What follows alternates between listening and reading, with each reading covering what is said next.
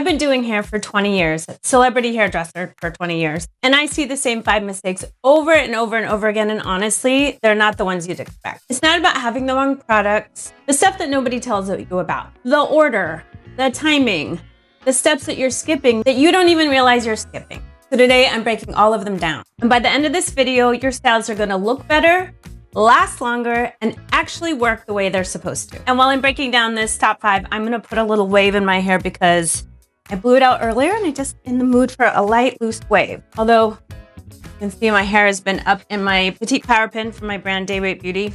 This gives this cute little effortless bend. If I didn't want to, I wouldn't have to, but I want a little something more amped up than a cool girl bend. So I'm going to take my GHD Chronos Curve, one of my all-time favorite ride or die curling irons. I'm going to be using the Gold Lust Dry Heat Protection Spray from Orbe, and I'm going to use my Petite Power Pin to section my hair. So I'm going to chat while I curl my hair, and by the end of this video, you're going to know a couple more things to level up your hair skills. Okay, step number 1. My iron is heating up. You are styling hair without properly detangling. This is a big one for a couple reasons. So the point is, tangled hair means your product is getting distributed uneven. Well, it's getting distributed uneven, and also you're asking for breakage unless you detangle first. So, and this is not about hair health, although it is about hair health. It is really about styles lasting longer, looking better. I'm a hairstylist. So I'm talking about hairstyling now. Bond repair, all of that is a whole other category. This is just about making sure when you're getting ready to go to a party, a wedding, special occasion, your styles look the best they can. These are 5 styling mistakes that I'm going to address. All right, put my curling iron on a piece of paper, and that was pathetic. Okay, speaking of detangling, let's detangle. Now, I already did detangle when I washed my shower. When I got out of the shower this morning. My favorite detangler is the Unite 7-second detangler. Spray it on. I leave it longer than 7 seconds, although that's how long you have to. And then when you're out of the shower, your hair's kind of all clumped up together. So I don't like to run a brush through it unless it has some kind of detangler, because that pulling of the brush through the tangles, unless you're gentle and have a little bit of lubrication, the brush is going to cause some break. In general, start at the bottom, work in sections, bottom to top, the right hair for your hair type, the right tool for your hair type. I love a paddle brush. I just think that there's a lot of space in between the brush bristles, brush bristles. So you can get a lot of hair through here pretty quickly, and I think it works on a lot of different hair types. I also love the Sheila Stotts detangler, but overall, I'm a big fan of a paddle brush. This one from GHD is really good quality, and you're gentle. You're working your way bottom to top. You're just making sure that you're not going to encounter any tangles that's going to mess up the distribution of your product. You're making it evenly, because here's the thing. Some parts are too coated. Some parts are barely coated at all. The style is going to break down faster because the foundation wasn't there from the get-go. You know, you want to think about it like the product is sitting on top of the knots or the tangles instead of being evenly distributed on your hair strands. And all of those little details may not seem like it is a big deal, but this is actually, it does matter. So you want to detangle. Also, if you put a curling iron or a flat iron on a tangle, you're just asking for some breakage. So it's better for the health of your hair, better for the longevity of your style. So properly detangle. Now that we've got clean detangled hair to work with, although I want to say something about hair longevity, I often tell my clients, and this is for big events and where you really want your style to last, I don't want fresh, clean hair. Day 2 is the chef's kiss for longevity. If it's too clean, the style, the set you put in with irons or whatever you're doing, it just kind of slips out. Day 3, and maybe we're starting to deal with an oily scalp. Day 2 is a great day. I mean, and also if you're going to be going to something special like a wedding, and you usually get really greasy from a workout, just that day. I know this is controversial because working out is healthy for you, but we're just talking about hairstyle longevity. Just skip it for that day. If you tend to be really oily, just leave it, set it aside, and oil in the scalp, that is. Day 2 hair is always the best, especially when it comes to updos or like if I put a wave in, it's all gonna hold if it's not just slippery, squeaky, clean, fresh, and squeaky. This day 2 is great. Okay, if you just start, your hair is down, you start curling, that's the second mistake. Not sectioning the hair properly. Speaking of sectioning, I'm going to start now. I like to take, it depends, but I like to basically start at the base of lobes and go and slice cross horizontally, and that's going to be my first section. Using this petite power pin to hold my hair up. You can also use it to section. These are not only pretty, but they're really functional everyday tools, but they're also helpful styling. Heat protector. And I'm going to just I'm not going to talk through what I'm doing as far as styling, but I am going to just kind of zigzag my way down, kind of in the mood for like an effortless wave, kind of an undone wave. Okay, so you really want to section the hair properly. If you are styling all at once, you're getting uneven heat distribution, you're going to get an inconsistent wave pattern, and you're going to miss some sections, leading to that dreaded, like, your hair is wavy, but you have one straight fit.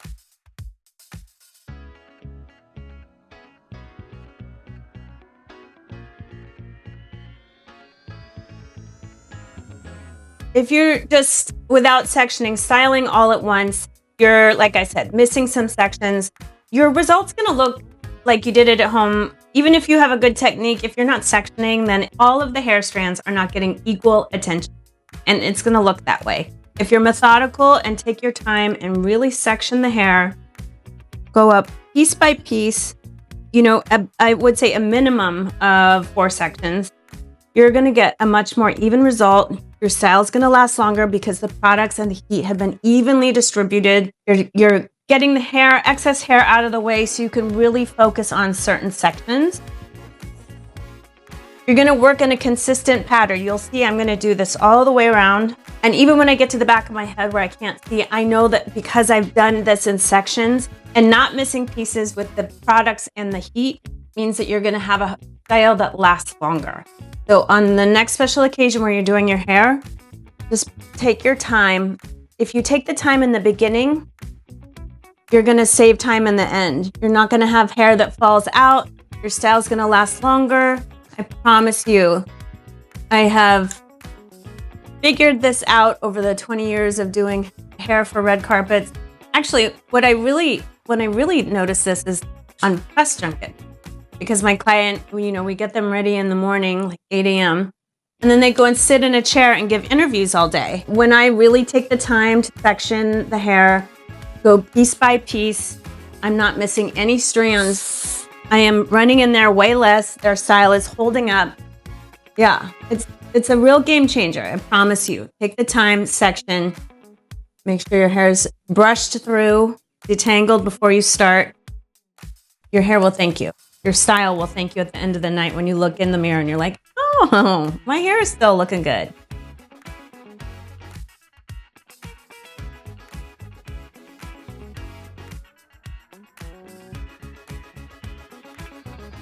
Now, I also do want to say that this sectioning situation also applies to when you're blow drying your hair, when you're curling your hair, when you're flat ironing your hair. At all of those phases, whether you're dripping wet hair or you're doing what I'm doing now, we're sectioning. So now, we've detangled properly, we've sectioned, and now it's time to actually put product in, like styling product.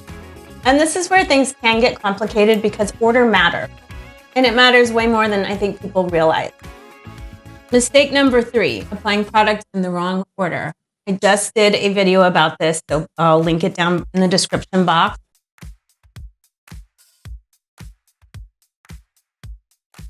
This is a mistake that I most commonly see, I'd say. It's the mistake that I think actually has the biggest kind of bang for the mistake buck. I don't know. The biggest impact on results, basically. Even if you're buying, you're investing in really high quality product, you think you're getting the best things and then you put them in the wrong order, you're not getting the full you're not getting the full result of the formula. You can actually order products in a way that cancels out their efficacy. So ordering them in the right way is really, really important. The general rule of thumb is thinnest to thickest. Use the grays, becoming that time of the month. And in general, so it's thinnest to thickest, and in general, you want to do water-based to oil. And you don't want to mix up the oil, because once the oil goes in first and the water-based over, you're not really, the oil's kind of creating a barrier to your hair strands, and those products that are water-based can't get in. You've made an exclusive layer on the hair strands, and it's just kind of, you're wasting your money really, because you're not getting the full intention of what the formulas were designed to do. It's sometimes they actively fight each other. For example, like a light hold gel on top of a heavy butter or under a heavy butter. The gel can't set because the butter is suffocating it, basically. So even though you're looking for that set, that you know, when you're needing a gel, like a slick back look, the gel's never going to set because the butter is suffocating it. So it's never going to have that dry down. And then you're like, well, what is the point of putting gel in your hair if it's never going to do the gel thing? And believe it or not, it can be as easy as just reading the label. If it says apply to wet hair or use as a finishing product, those directions are telling you something about what's in the ingredients of the can or the jar or the tub or whatever it is. But if you still don't know, when in doubt, lighter first. The products that are like water, that feel when you shake the bottle, sounds like water, like there's no viscosity, there's no thickness to the liquid, that's probably gonna go in first, and then you get heavier and heavier, and then I'd say the oil is the very last thing you wanna do. And I probably wouldn't add oil. See, I'm able to see what section is next that I missed because I'm going in a methodical way. So easy, even though this is in the back of my head, I know that this is my next piece. Now I'm not missing any strands, no little straight bits. You know, what you could do is put all of your products, line them up on a counter, and see if you can order them right based on what I'm telling you. If you are still confused, you can DM me, show me your products, and I'll help you pick the order. Physically rearrange them. Once you see them visually, I find that for me, at least, it helps me with like whatever I'm trying to figure out. I'm going to keep curling and I'll see you in a second because we're already at mistake 4. This is going by too quick.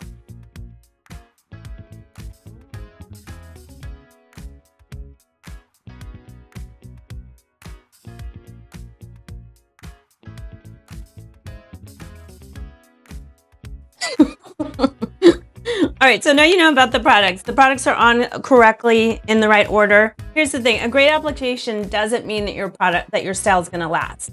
And I think longevity is one of the biggest issues. You don't want your hair, put in the time and then your style doesn't last. So these 2 mistakes are all about addressing longevity. So mistake number 4 is relying on dry shampoo as a fix instead of a preventative tool.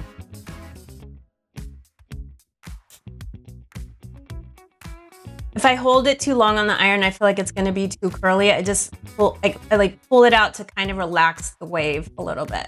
I think dry shampoo is one of the most misused products in the game. And I don't mean that in a harsh way. I just mean that a lot of times most people are using it backward. When you're spraying dry shampoo on already oily hair, you're trying to absorb oil that's already coated the strand, which it works okay, but never like fully. You're left feeling kind of like the gritty oil combo. You can get ahead of, and oily hair means that the style's gonna slip out. It won't have the same kind of holding power if your hair is a little bit oily. The real move, which you can, obviously we're using dry shampoo to soak up oils and dirt, but a good preventative move and one that's gonna make your styles last longer is to apply dry shampoo before the oils have a chance to come out and play. Which, trust me, like I hate washing my hair, so applying products to my hair always makes me feel like I'm going to have to wash sooner than I want to. And I'm not talking about a lot of dry shampoo. I'm talking like a tiny bit. I'll show you in a second. But what we're doing is preventative styling. What we're doing is thinking of dry shampoo in a preventative way instead of a corrective way. So when I hear, oh, dry shampoo just doesn't work for me, I know it's just you're using it at the wrong time. What you want to do is like day 1 or 2 apply to your root before the oil appears. Now, not a lot, just like a spray. You want to spray it in and let the product sit for like at least 60 seconds so it can like really absorb before you go and shake it out with your hands or brush it out. Really let it sit for a second and do its thing. Basically, what you're doing is putting on a barrier at your scalp, preventing the oils from coming down your hair strand, leading to a style that lasts long. And finally, the mistake that ties everything together. You've done all of this work on the style. All this work. No, it can be a lot of work. And then you skip the one step that actually makes it hold.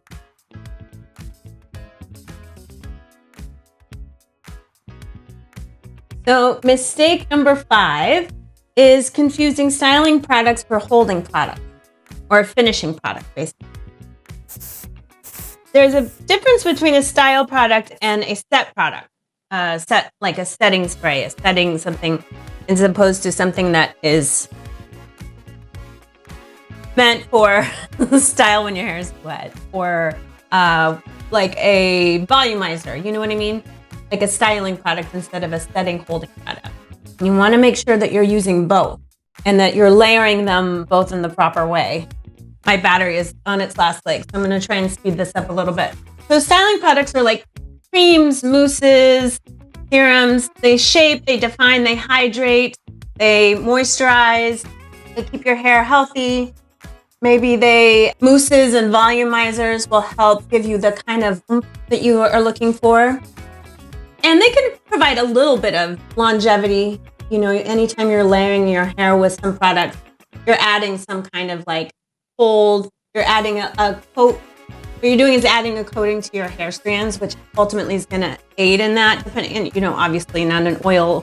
You definitely don't want to put an iron on top of an oil because you're basically cooking the hair. Those kind of products don't lock anything in. You're going to want to go for obviously a hairspray, a gel, a wax, pomade, whatever you're going to give the style some staying power. Skipping this finishing product is kind of why your hair might look good for an hour and then it just like falls out. To give a loose wave, I kind of run the hair up and down like this. You always want to finish every style with something that locks in the whatever look you're trying to create. Even if it's a light hold, you need to not skip that step. So like if you know you're going to a 12-hour wedding, you know you're doing pictures in the morning and then it goes until 2 a.m. You want to do something with medium to strong hold. I even like the strong hold. But if you're just like going about your day, light is fine. If it's a 2-hour hold that you need, go with light. If it's like a lot more longevity, go with something medium to strong. Always pick formulas that are brushable. I love Elnet hairspray, and that's iconic for a reason. But even though you don't want to skip this step, you also don't want to over apply the finishing step because it can end up weighing your hair down, then you're just defeating the purpose. So you don't want to go too much of a heavy hand with styling products. It's better to layer it in light layers than really go for it all at once. Promise you, it's going to be better that way. So there you have it. The 5 styling mistakes that I see constantly, and more importantly, how to fix them. I hope that helped at all. If you end up trying any of these and they make a big difference, will you let me know in the comments below? And if there's a specific hair type or look you want to see, please go like any red carpet. The Met Gala was just now. Did you see any look that you would like me to recreate? Go to my Instagram page at Hair by Viva. Are there any styles that I've created that you want a tutorial on? I'm desperate to try and do one of these. I love the way my little loose waves turned out. And thank you as always for being here with me. And thank you for your comments and questions. All of my new subscribers that keep chatting with me. I'm really grateful. Thank you for all the likes and everything. That means a lot to my new channel. And thanks for hanging out. And I'll see you in my next one.